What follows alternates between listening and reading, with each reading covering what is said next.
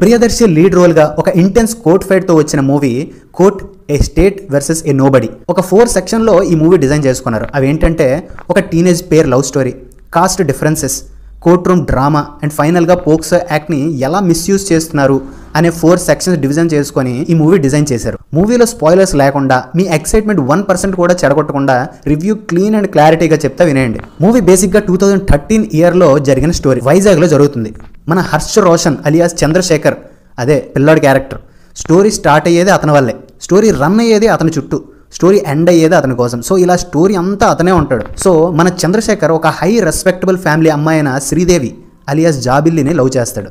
Movie first హాఫ్లో almost ఈ love scenes and ఇద్దరి మధ్య రిపీటెడ్ మూమెంట్స్, ఫీలింగ్స్, సాంగ్స్ ఇవే ఉంటాయి. నా వరకు అన్ని సీన్స్ అండ్ అంత లాగ్ అవసరం లేదు అని నాకు పర్సనల్గా అనిపించింది. సో మూవీ ప్లాట్ స్టార్ట్ అయ్యేది ఫస్ట్ హాఫ్ మిడిల్లో. సో అక్కడ నుండి మూవీ ఇంట్రెస్టింగ్గా రన్ అవుతుంది. మూవీని ఇంకా ఎంగేజింగ్గా మార్చిన ఒక క్యారెక్టర్ శివాజీ గారు అలియాస్ మంగపతి. ఇతని క్యారెక్టర్ ఒక్క ముక్కలో చెప్పాలంటే ఆడవాళ్ళని చాలా తక్కువగా చూస్తూ వాళ్ళకి మాట్లాడే రైట్ కూడా ఉండకూడదు అనే మైండ్ సెట్ ఉన్న ఒక ప్యూర్ అండ్ క్లాస్ కాస్ట్ పిచ్చోడు. సో ఈ మంగపతి క్యారెక్టర్ ఎవరో కాదు, మన హీరోయిన్ జాబిల్లికి అంకుల్ అవుతాడు. హీరో అండ్ హీరోయిన్ మధ్య జరిగే లవ్ స్టోరీ తెలుసుకున్న మంగపతి రచ్చ చేసి పిల్లోడి మీద విపరీతమైన కేసెస్ పెడతాడు. అసలు ఆ కేసెస్ ఏంటి అండ్ ఎలాంటి సిచ్యువేషన్స్ లో ఆ కేసెస్ ని ఫైల్ చేస్తారు అని ట్రైలర్ చూసిన వాళ్ళకి తెలిసే ఉంటది. సో పిల్లాడి కేసు వాదించడానికి ఎవ్వరూ ముందుకు రారు. సో ఫైనల్ గా హీరోనే కేసు వాదిస్తాడు. ఇంకా స్టార్ట్ అవుతుంది కోర్ట్ డ్రామా.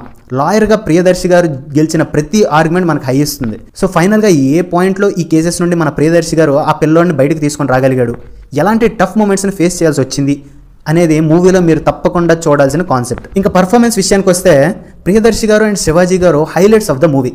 ప్రియదర్శి గారు తన ఆర్గ్యుమెంట్స్తో, లాజిక్స్తో, యాక్టింగ్స్తో మార్క్స్ కొట్టేస్తే కేవలం ఒక క్యాస్ట్ పిచ్చి ఉన్న ఒక ఎమోషన్లో చాలా వేరియేషన్స్ ఇస్తూ తన కోపాన్ని, కసిని ఇలా అన్ని యాంగిల్స్లో ఆటాడేసుకున్నారు ఆ క్యారెక్టర్ మన శివాజీ గారు. మూవీలో ఇతని డిస్కషన్స్ కానీ మాటలు కానీ చాలా డిస్టర్బింగ్గా ఉంటాయి. ఆ లెవెల్లో జీవించేశారు. మిగిలిన క్యారెక్టర్స్ లైక్ సాయి కుమార్ గారిని కానీ రోహిణి గారిని కానీ అంత డెప్త్లో యూజ్ చేసుకోలేదు అని నా ఒపీనియన్. బేసిక్గా ఈ మధ్య సాయి కుమార్ గారికి ఒక పక్క స్ట్రాంగ్ రోల్ అయితే పడట్లేదని చెప్పుకోవాలి. డైరెక్టర్ రామ్ జగదీష్ గారు బాగానే కన్వే చేశారు తను అనుకున్నది. కానీ కోర్ట్ సీన్లో మనం రెగ్యులర్గా చూసే మసాలా డైలాగ్స్ లైక్ వకీల్ సాబ్ లాంటివి ఏం లేవు.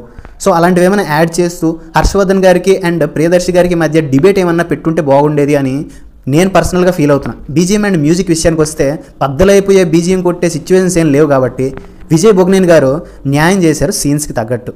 అండ్ ఫైనల్గా నా తీర్పు ఏంటంటే ఎంటర్టైన్మెంట్ ఎక్స్పెక్ట్ చేయకుండా కేవలం యాక్టింగ్ చూస్తూ కోర్ట్ డ్రామాని ఎంజాయ్ చేసే ఫిల్మ్ లవర్స్కి ఈ మూవీ పండగే. అలాగే ఒక చిన్న కాన్సెప్చువల్ మూవీని వకీల్ సాబ్, టెంపర్ లాంటి కోర్ట్ సీన్స్తో పోలుస్తూ డిసప్పాయింట్ అయితే అవ్వకండి. ఎలాంటి ఎక్స్పెక్టేషన్స్ పెట్టుకోకుండా మూవీ చూడండి. TFIకి ఒక ఫీల్ గుడ్ స్టోరీ ఇచ్చేసారు మా నానిగారు. సో నానిగారు అన్నట్టు హిట్ 3ను కూడా హిట్ చేసేద్దాం.